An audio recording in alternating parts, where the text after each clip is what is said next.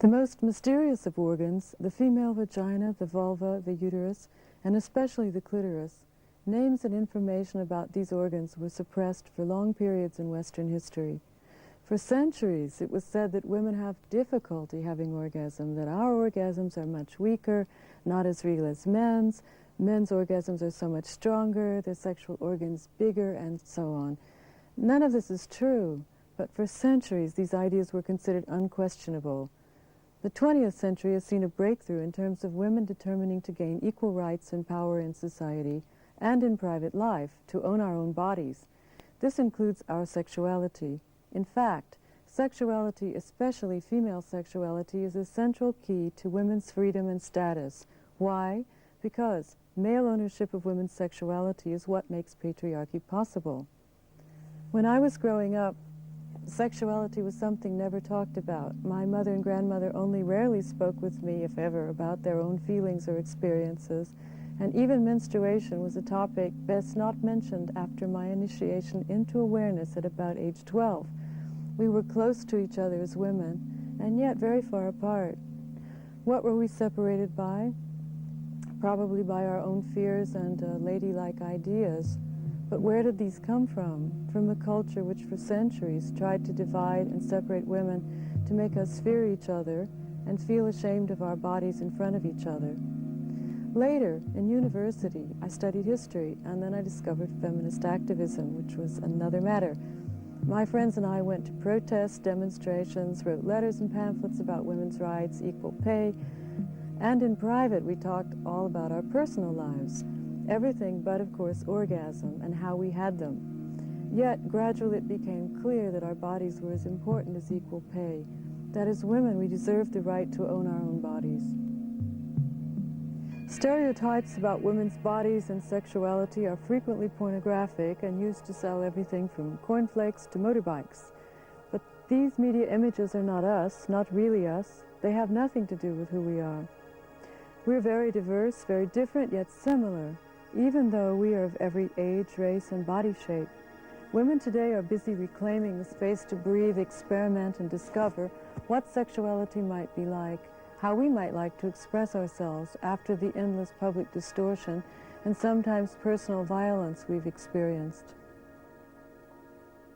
The definition of sex for the last 2,000 years, the way we have institutionalized erotic and emotional desires for each other, has been a reproductive scenario, a rigid definition with the main event always intercourse, coitus.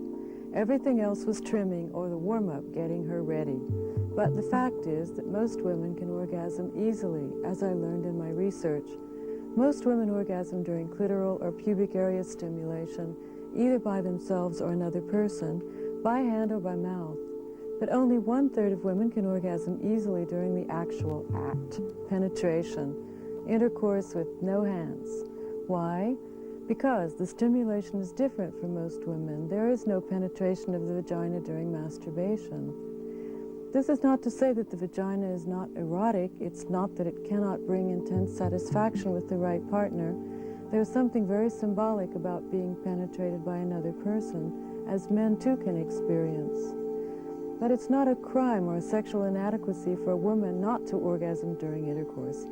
Clitoral stimulation to orgasm isn't some lesser form of sexuality. Clitoral stimulation is very erotic and exciting when two people share it, and it should be celebrated and enjoyed. Women today want their partners to understand the beauty and functioning of the clitoris. Yet, have you ever seen a Hollywood film or a sex video that shows clitoral stimulation by hand to orgasm? No. Movies, television programs, and pornography all imply that a real woman should just love to have it stuck into her. This is the only thing that should bring on those roaring multiple orgasms. They keep the myth alive that only coitus is real sex. But in truth, for most women, orgasm occurs during clitoral stimulation. Let's look at anatomy. Here's an anatomy lesson I can guarantee you won't get anywhere else. This is a drawing which I commissioned, made by a woman, of a woman's anatomy seen from the side. The interior structure or network increases in size and volume inside the woman in the same way the penis fills with blood and becomes larger during arousal in men. Why are the structures so similar in men and women? Because in the embryo they are one and the same. The gender of the baby's genitals is only differentiated in the 3rd month inside the womb, when certain hormones cause boys' genitals to develop outside the body, while girls remain inside. Until then, the sexual structure is the same. And the two structures have even more in common. The sensitive spots of men and women are in the same place. For example, most men stimulate themselves for orgasm at the top of their penis, but actually feel the orgasm inside their bodies, at the base of the penis and deeper inside. The tip of the penis is like the front of the vulva, that is, the small bud we usually think of as the clitoris. You can think of the vulva as a penis horizontally placed inside a woman's body. The tip is the clitoral or pubic area, the base is the entrance to the vagina. Or, think of a penis as a vertical vulva. Because of the lack of concrete knowledge of women's interior anatomy, many people throughout the 20th century, including Freud, believed that men's sexuality and men's orgasms were much bigger, stronger, quicker, and so on. However, Freud admitted that perhaps his theory that a mature woman would transfer her sexual feelings from the clitoris to the vagina at puberty would prove to be incorrect, since he did not really have sufficient information about female sexual anatomy. At that time, no drawings other than of the reproductive system, the uterus and so on, were available. They had never been done. Only one problem remains, and that is, how is anyone to speak of this stimulation or describe it? How can you ask for it? Why doesn't clitoral stimulation have a name? It's stranger than fiction that the way in which most women orgasm has no name. Can we think of one we could christen ourselves, in a manner of speaking? There is a name of sorts for oral stimulation of the clitoris and vulva, cunnilingus. It's a little long and Latin sounding, sort of a mouthful, but at least it's a name. However, clitoral stimulation by hand to orgasm, the most common means to orgasm, has no name at all.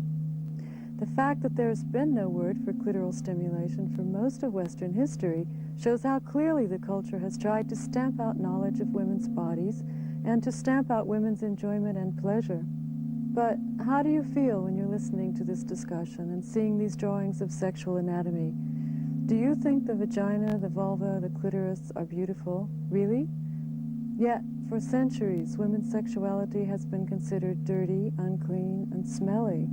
The Latin term for the vulva meant something of which one ought to be ashamed. Even when there are names, they tend to be pejorative. There's one well-known 4-letter swear word. It's so offensive that I can't even say it to you here on television. Women can feel proud of their bodies. Women's genitals, especially when aroused, filled with blood, become full like luxuriant cushions or ripe rounded fruit. This swollen state in men is called erection. In women, again, it has no name. Should we undefine sex? Our definition of sex is so antiquated, it's really out of date. The sexual scenario presented to us, both men and women, what we should feel, what we should want to do, is too rigid and reproductively focused. This isn't to say women have to be sexual. It's perfectly valid to boycott sex. In my opinion, sex should also do away with sexual categories such as homosexuality and heterosexuality. They're much too rigid. In fact, sexual categories like this are meaningless and should be abandoned. Even Kinsey suggested this in the 1950s, proposing they be used as adjectives for activities, not to label people.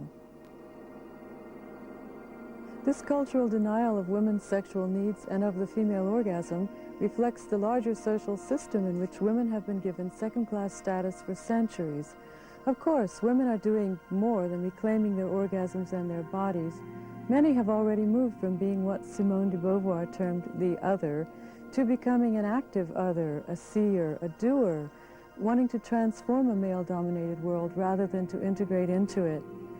Let's call this movement the feminist enlightenment. It's not just a movement for women, it's a movement for everyone, male and female, and it's the most important philosophical movement in the last 200 years.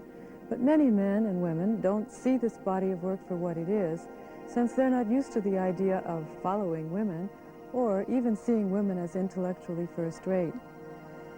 Just as the Enlightenment precursed and paved the way for the French and American revolutions, just so the feminist Enlightenment can pave the way for the changes which people already feel they need for the 21st century, a more interactive culture, a more communicative and respectful society, one less based on hierarchy, and one which can recognize the importance of a small dog or a deer, of plants, or everything that makes up the great globe on which we live. I wonder if men are feeling lessened by my talking about the problems of patriarchy. There's no reason why they should. Is patriarchy really so good for men? Men should think twice rather than being convinced so easily that what we call male privilege really benefits them. It's a false lesson of patriarchy that tells men the system is just all theirs and benefits them. Superficially it might, but at bottom it really doesn't. It forces them to be kind of out of touch, tries to rigidify their sexuality, so to speak, into reproductive performance, and denies them a right to a real full sensitivity. I believe women are more the friends and supporters of men than the system. The feminist enlightenment is an ideological break for women and men's benefit. It has created a new philosophy that could be translated into politics as well.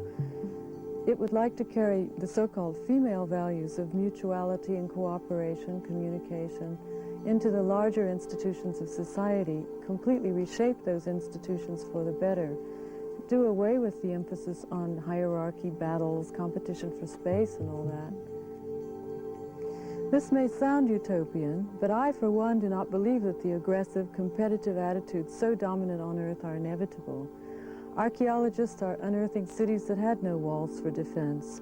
This shows that some prehistoric civilizations were not predominantly aggressive. We could get back to this much more positive frame of mind. After all, if it was possible once, it's possible again. What I'm trying to work out is how.